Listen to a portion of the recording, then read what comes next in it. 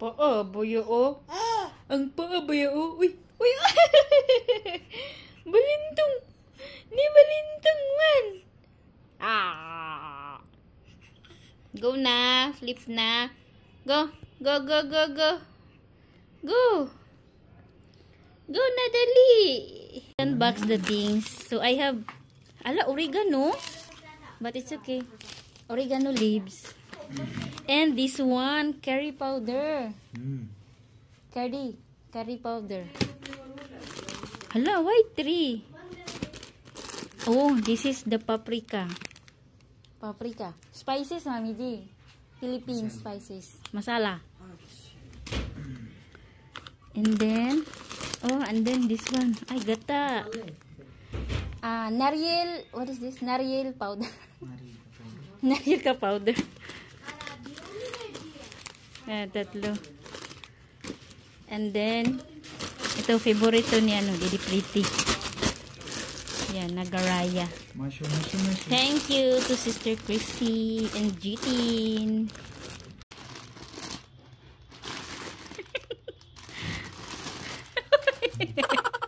This is hers. He chose it.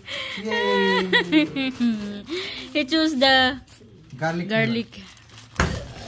Kinain na namin, guys.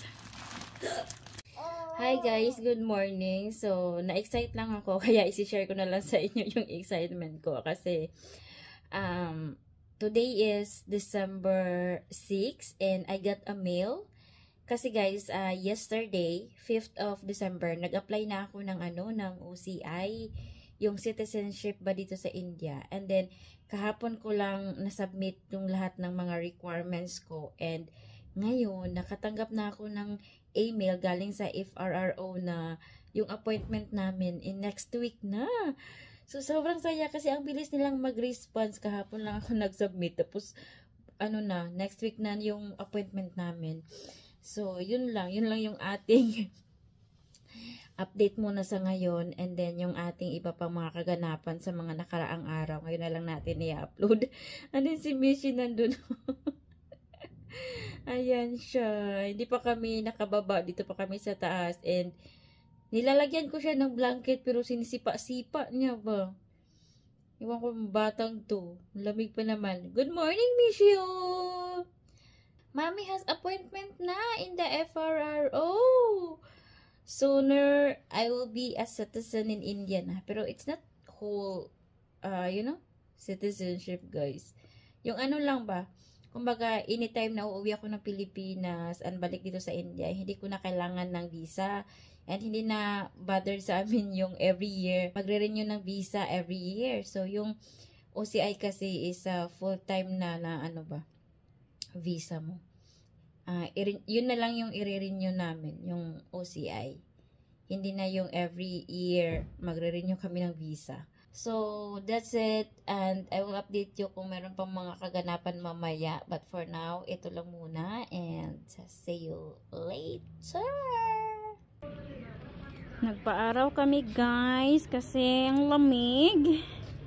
So, dito lang kami sa street namin. Ayan. Malinis yung street namin, guys. Oh.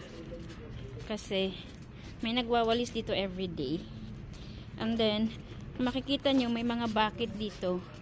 Yung bucket kasi yan, may dumadaan kasing mga baka dito ba.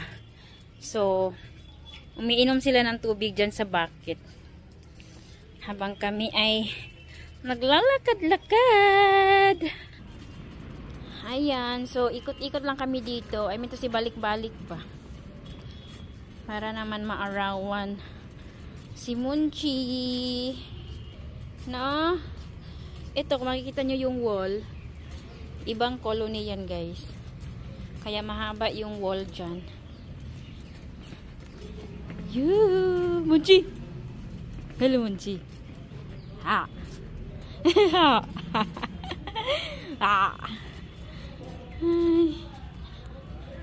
Yung kanyang cap is old.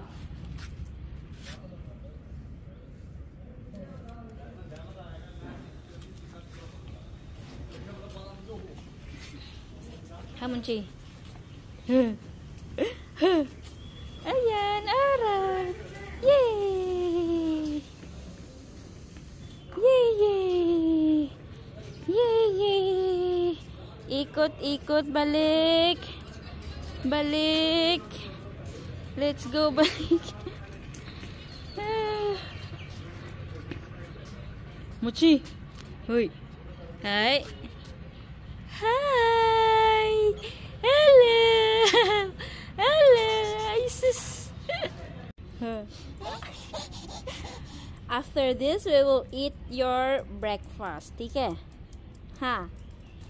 Oh, there's a dog. Mishi. There's a dog. We will eat after.